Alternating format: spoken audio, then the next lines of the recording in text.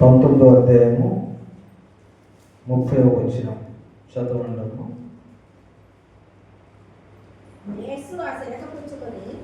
యేసు ఆ చిరక పుచ్చుకొని సమాప్తమైనదని చెప్పి తల వంచి ఆత్మను అప్పగించాను. చాలు. అప్పటికే యేసయ్యని నానా చిత్ర హింసలు పెట్టి కొట్టి యెరూషలేము వీధులలో సిలువ అది చాలా బరువైన మానం. మరి దాన్ని మోసుకుంటూ ఆ వీధులు వెంబడి తిప్పుకుంటూ కొట్టుకుంటూ అపహాస్యం చేసుకుంటూ, మరి ఆ సిలువతో అయితే ఒక మూడు సార్లు నాకు ఇంచుమించు ఐడియా లేదు, కానీ ఒక 3-4 సార్లు పడినా మళ్ళీ అపహాస్యం చేసుకుంటూ దాన్ని మోపించుకుంటూ ఆ వీధులలో కొరడాలతో కొట్టుకుంటూ ఆ రోడ్ల వెంబడి ఆయన రక్తం ఏరులై పారుతున్నది. ఇప్పటికి కూడా గుర్తులు ఉన్నాయి. యెరూషలేము వీధులలో మీరు నెట్లో కానీ గూగుల్లో కానీ యూట్యూబ్లో కానీ కొడితే మనిషి శరీరంలో 8 లీటర్ల రక్తం ఉంటుంది. నాకు ఎలా తెలుసు అంటే, నేను ఒక చిన్న ఆర్ఎంపీ డాక్టర్ని.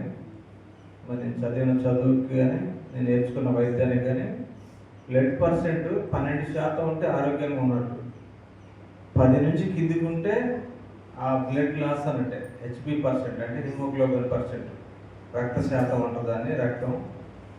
మరి ఆరోగ్యవంతులకైతే 14 నుంచి 16%. యేసయ్య ఆరోగ్యవంతుడు, ఏ పాపం లేనివాడు కాబట్టి 8 లీటర్ల రక్తం ఉంటుంది. ఆయన రక్తం మొత్తాన్ని దారిలై యెరూషలేము వీధులలో కొట్టి అపహాసించి మొహాన గుద్ది అతన్ని, మరి అక్కడున్న ప్రజలే, ఇప్పుడు అక్కడున్న యూదులే ఆయన నమ్మలేక ఒక దొంగని విడుదల చేశారు తప్ప, పిలాతనుడు చేతులు కట్టుకొని ఇతని మీద ఏ రక్త అపరాధం లేదు, నాకేమీ కనిపించట్లే దోషం, మరి నేనైతే చేతులు కడుక్కుంటున్నా అని కడుక్కొని ఈ దోషంలో ఈ పాపంలో నాకే పాలు బాగలేదని ఆ రోజే చెప్పాడు. చెప్తే అక్కడున్న యూదులు కానీ పరిసయ్యులు కానీ శాస్త్రులు కానీ ప్రధానులు కానీ సిలువేయాలని ఆయన మీద నేరం మోపి, అది అబద్ధ నేరం మోపి ఒక దొంగ ఆయన ఒక బరబ్బని విడుదల చేశాడు. ఆ రక్తం మామి తీసుకుంటాం అన్నందుకు ఇవాళ యూదులు జర్మనీ దేశంలో 1946-40 ఆ టైంలో హిట్లర్ అనే ఒక నియంత ఒక 60 లక్షల మంది యూదుల్ని చంపాడు. యాస్గూడెంలో పిల్లలని మొత్తాన్ని యూదులు ఇప్పటికీ శ్రమలు అనుభవిస్తున్నారంటే యేసయ్య వేసిన సిలువ పాపమే. అది మీ అందరికీ తెలియాలి. 60 లక్షల మంది యూదులు, యేసయ్య కూడా యూదుడే, దావీదు వంశం నుంచి వచ్చిన యూదుడు. కన్యమరే గర్భాన పుట్టి అది లేఖనాల ప్రకారం జరిగింది. యేసయ్య వచ్చి 2000 సంవత్సరాలే, 6000 సంవత్సరాలు బిఫోర్ క్రీస్తుకు పూర్వమే యేసయ్య వస్తాడు మెస్సయ్య వస్తాడని అన్ని అందరు ప్రవక్తలు, ప్రతి ఒక్క ప్రవక్త, యెషయా ప్రవక్త కానీ, ఇర్మీయా ప్రవక్త కానీ, యోనా ప్రవక్త కానీ, వీళ్ళందరూ ప్రవక్తలు రచించినాక యూదులు ఎలా అనుకున్నారంటే, మా మెస్సయ్య వస్తే రాజుగా వస్తాడని, రాజ్యభారం ఉంటుందంటే పెద్ద పెద్ద కోటలు మానులు ఇవన్నీ ఉంటాయి అనుకున్నారు. రథాల మీద తిరుగుతాడు, రత్నాలు వజ్రాలు వైడూర్యాల మీద ఉంటారు అనుకుంటే అట్లా రాలే. దేవుడు సింపుల్గా మానవ రూపంలో తనను తాను తగ్గించుకోవడానికి వచ్చి ఆ చుట్టుపక్కల పరిసర ప్రాంతాలు, ఆ చుట్టుపక్కల దేశాలు, ఇప్పుడు అది ఇజ్రాయెల్ చిన్న దేశం అయింది, కానీ పక్కనున్న జోర్దాన్ కానీ, పాలస్తీనా కానీ, సిరియా కానీ, మిగతా ఈజిప్ట్ అంటే ఐగుప్తు కానీ, ఈ దేశాలన్నీ కాలినడకలు తిరిగే దేశాలు. ఆ అన్ని దేశాలు తిరిగి పరిచర్య చేసి అందరికీ రోగాలు తగ్గించి దేహాలు పట్టిన వాళ్ళని ఎన్నో అద్భుత కార్యాలు చేసినా కానీ వాళ్ళలో మారు మనసు రాలే. అందులో యేసయ్యతో పాటు తిరిగిన శిష్యులు 50 మంది మొదట ఉంటే వాళ్ళందరూ విడిచిపెట్టి లాస్ట్లో 12 మంది శిష్యులు అయ్యారు.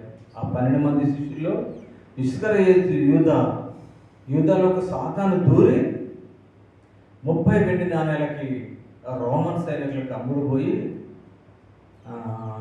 యేసయ్యని మరి గెత్సెమనే తోటలో ఇంకా ఈ రాత్రి దొరుకుతున్నగా ఆయన ఆ కొండ మీద ప్రార్థించుకుంటుంటే మరి ఆ సైనికులు తీసుకొని వచ్చి నేను ఎవరినైతే ముద్దు పెట్టుకుంటున్నా ఆయన వేస్తే అని చెప్పి ఆయన ముద్దు పెట్టుకోవటం, వాళ్ళు వచ్చి ఆయన పట్టుకోవటం.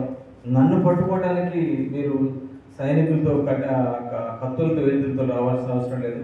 నేను మీ మందిరాలలో యెరూషలేము దేవాలయంలో ఉన్నప్పుడు నన్ను పట్టుకోవడానికి మీరు అప్పుడు రాలేదు, ఇప్పుడు ఎందుకు వచ్చారు అని యేసయ్య చెప్తే అందులో పేతురు ఒక సైనికుని చెవి నరికితే ఎమ్మటే యేసయ్య ఇది మనం చేయాల్సిన పని కాదు, మనం ప్రేమ తప్ప వేరే దేని దొరకని ఆ సైనికుని ఎమ్మటి ముట్టుకుంటే చెవి ఎమ్మటే అప్పట్లో ఆ క్షణమే అతుక్కుంటుంది. మరి అక్కడి నుంచి యేసయ్యని తీసుకెళ్ళి చెరసాలలో బంధించి విచారణ చేసి ఆ విచారణలో పిలాతుకి అసలు ఏ తప్పు అక్కడున్న ప్రధానికి ఏ తప్పు కనిపించకపోయినా కానీ యూదులు అల్లరి చేస్తున్నారు, సిలువ వేయాలి, ఇతను నేనే రాజు అని ఒప్పుకుంటున్నాడు, నేనే దేవుడు అని ఒప్పుకుంటున్నాడు, మందిరాన్ని 3 రోజులు పడగొట్టి తిరిగి కడతాడు. మందిరం అంటే యెరూషలేము మందిరం అనుకున్నారు, కానీ దేవుని హృదయం, దేవుని శరీరమే మందిరం అన్న సంగతి, చనిపోయి 3 దినాన తిరిగి లేస్తున్న సంగతి వాళ్ళకి తెలియదు. వాళ్ళ కళ్ళకి ఇప్పటికి కూడా సాతాను గుడ్డితనం కలగజేసి ఇప్పటికీ మెస్సయ్య వస్తాడని ఆలోచిస్తారు తప్ప మెస్సయ్య వచ్చిపోయాడు మన కోసం చనిపోయాడు అనేది ఇప్పటికి కూడా అక్కడ ఉన్న ఆ యూద ప్రజలకు ఇప్పటికీ తెలియదు. అందుకే అక్కడ యుద్ధాలు ఎల్లప్పుడూ యుద్ధాలు జరుగుతుంటాయి. అయినా దేవుడు ఆ ఇజ్రాయెల్ దేశాన్ని అంతటిని, ఎందుకంటే వాగ్దాన భూమి అది, ఆ వాగ్దాన భూమిని ఎల్లప్పుడూ దేవుడు కాపాడుతూనే ఉంటాడు. మరి వాక్యానికి విషయానికి వస్తే యేసు ఆ చిలుక పుచ్చుకొని సమాప్తమైందని చెప్పి తల వంచి ఆత్మను అప్పగించాడు. మరి దానికి ముందు వచ్చిన చదివితే 28 నుంచి చదవండమ్మా. 19.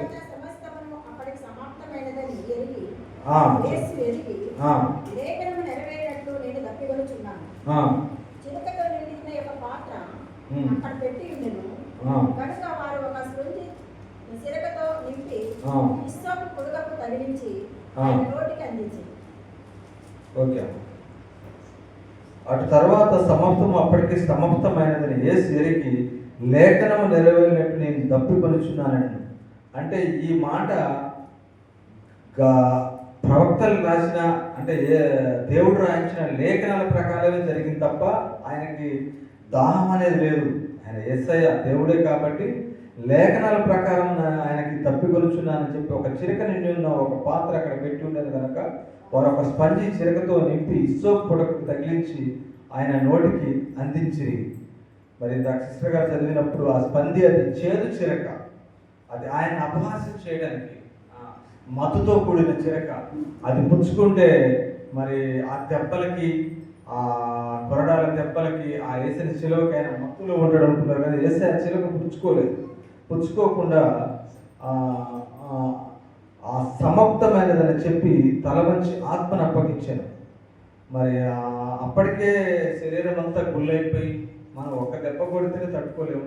యేసయ్యని మరి 39 కొరడా దెబ్బలు చుంచి 40 కొరడా దెబ్బలు కొట్టి మరి యెరూషలేము వీధులలో తిప్పి ఆయన్ని అపహాసించి ఆయన కొట్టిన ఆ శిలువ యాగం, బలియాగం మన కోసం అప్పగించి అప్పటికి సమాప్తమైందని యేసు లేఖనాల ప్రకారం చెప్పి తల వంచి ఆత్మని తన తండ్రికి అప్పగించాడు. మరి ఈ రోజులలో మనం చిన్న విషయాల్లో ఒక దెబ్బ తగిలితేనే మన పిల్లల్ని మనం ఏదైనా ఒక దెబ్బ కొడితేనే రివర్స్ అవుతుంది. అన్ని దెబ్బలు ఈ రోజులలో ఎదుటి ఇంటి పక్కన వాళ్ళు చిన్న ఏదన్నా ఊడ్చుకునే కాడు, లేకపోతే మాకు ఇంకా విషయం ఏంటంటే మా కోడి పక్కన వాళ్ళకి పోతేనే వాళ్ళ కాళ్ళు ఎరగొడతారు. అట్లున్న పరిస్థితులు ఇప్పుడున్న పరిస్థితులు అయ్యి కోళ్ళు పోయినా కనీసం ఏదైనా ఆకు వచ్చినా, గ్లాస్ వచ్చినా, ఏదైనా వచ్చినా గొడవలకే చూస్తుంటారు. మరి అన్ని దెబ్బలు మనం తినగలుగుతామా? మన కోసం, మన పాపాల కోసం యేసయ్య ఎంతో త్యాగమైండు, ఎంతో బలి అయ్యాడు. మరి ఆయన ఆత్మని అప్పగించి సమత్వమైనని చెప్పి తల వంచి మరి మన కోసం సిలువలో బలియాగమైన ఈ 6వ మాట నాకు అవకాశం ఇచ్చిన మరి పాస్టర్ గారికి కృతజ్ఞతాస్తుతులు చెల్లిస్తూ నేను ఈ చిన్న మరి వాక్యాన్ని ముగిస్తున్నాను. ఆమేన్.